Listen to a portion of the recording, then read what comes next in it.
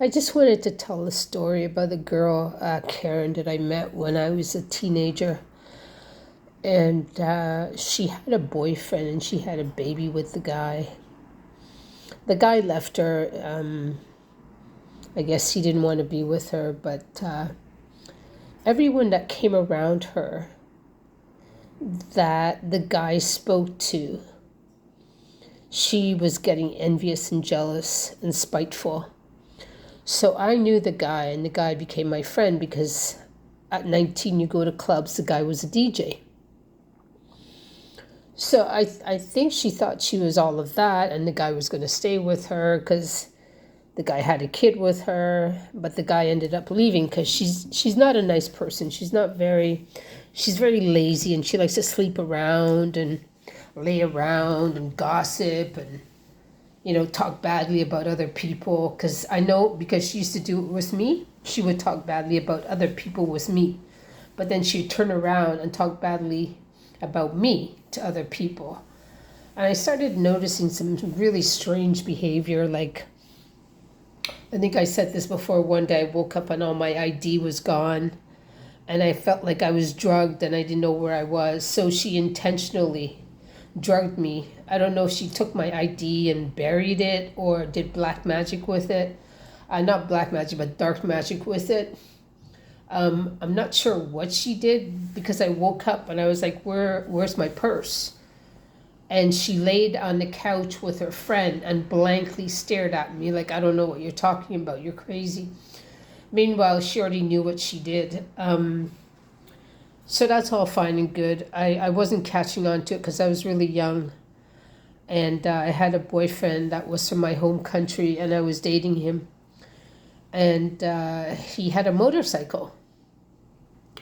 So I guess he invited her, or she invited herself on the motorcycle, and she got her whole leg burnt. And I saw the burn on her leg. And I remember the guy that I was dating. He was the only one with a motorcycle, and I know she came on to him. So she started doing all these little things. Like, there was a guy named Winston that had a really small Peter, and the guy wouldn't leave me alone. He kept on like coming around me, trying to date me. So I finally gave him a chance. Sometimes when you're lonely, you do stupid things. So I let the guy in, and one day I went out with my girlfriend and I gave the guy my keys to my home. Well, he brought Karen over to my home. She went into my wardrobe, took my top and put it in her closet. I go over to her house and I see my top in her closet, just sitting there. And she's the kind of person that sends people out to steal. And when they steal, they come back and she gives them, I don't know, a third of what it's worth, or not even a third, whatever she has, I guess. So these people used to go and steal clothes for her. And she just used to throw the stuff on the floor, and the stuff started building and mildew and stuff. Her dishes was always really full of like dirty dishes. Anyways, this guy that she dated, she thought I was seeing him. She thought I was being intimate with him. She knocked on my door and she started asking me if I was seeing him. I said, no, I haven't seen him. And then she went into my closet. Oh, that's his jean jacket. I said, no, that's my jean jacket. I wear a jean jacket, right? And then she started accusing me. I didn't know what was up with her, but she would tell guys that she permed my hair because my hair is naturally curly. And she cut my hair, and my hair never really grew back. I think I told that story also. But this girl has been out for me since I was 19 years old. This girl thought that her man wanted me, so she was going to spoil my life. So for the rest of her life, mind you, a lot of other women that he dated, I don't know what she did to them, but I knew she was using a lot of dark magic, and I knew she was going to people to get this stuff done because she had taken me and lied to me and said, oh, there's something wrong with you. Let's go and see somebody. And I'm from a country where, this stuff happens, and she's from the same country as me. And so she takes me to somebody, and the guy ends up doing stuff, dark magic to me. And I started losing stuff, and I started, things started, like my love life became very dull. And I was only attracting men like she was. She was only attracting men that wanted to sleep with her because I was always around, and I was always lonely. Like I didn't realize that this girl was trying to keep men away from me. And every time I went out, like nobody would talk to me, and no one would come around me in terms of like dating and relationships. And I started figuring, oh, I'll just, I don't want nothing to do with this girl. So I started getting into a different crowd of people, and the scene that I was partying at she didn't come on that scene because she was too insecure.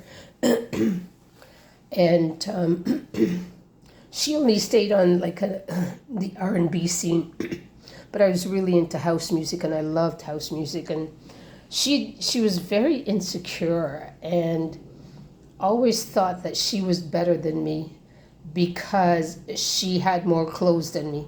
Meanwhile, I had a 9-to-5 job. I was taking care of my children, and her children were peeing their beds. They were like, she would always have men over. She'd be having them in the next room, and the kids would be around.